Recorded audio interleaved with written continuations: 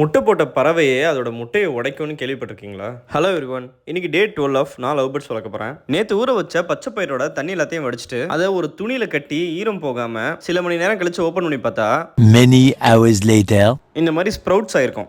நார்மலாக ஊற வச்சு வைக்கிற பயிரை விட இந்த மாதிரி முளைக்கட்டின பயிரை வச்சா இன்னும் விட்டமின்ஸ் ஜாஸ்தி. நேற்று வச்ச கொத்தமல்லியை கீழே கொட்டிட்டு அதே தட்டில் பச்சை பயிரை வச்சு உள்ள வச்சாச்சு. உள்ள வச்ச கையோட சீட்ஸையும் எடுத்து க்ளீன் பண்ணலன்னு வெளியே எடுத்தாச்சு. நீ போ, நீ வா. நம்ம வழக்கமாக யூஸ் பண்ணுற டெக்னிக் படியே அந்த சீட்ஸ் எல்லாத்தையும் ஊதி விட்டாச்சு. மேலே உள்ள டஸ்ட்டெல்லாம் அதிலே பறந்துருச்சு. எக்ஸ் என்ன கண்டிஷனில் இருக்குன்னு பார்க்கறதுக்காக ஃப்ளாஷ் அடித்து செக் பண்ணோம். லவ் பேர்ட்ஸ் அதை உடைக்கிற மாதிரி பண்ணுச்சு. பயந்தே போயிட்டோம். அப்புறம் தான் புரிஞ்சுச்சு அது அடக்காக்கிறதுக்காக எக்ஸ் எல்லாத்தையும் தனக்கு கீழே தள்ளிட்டு இருந்திருக்கு. நம்மளை நல்லா பயமுடுத்திட்டு எப்படி பார்க்குது பார்த்தீங்களா? நம்ம கேஜிக்கு உள்ளே வச்சிருந்த கட்டில் ஃபிஷ் போனு பயங்கர டஸ்ட் ஆயிருந்துச்சு. அது எல்லாத்தையும் ஒரு காயினை வச்சு நல்லா சுரண்டி எடுத்தாச்சு.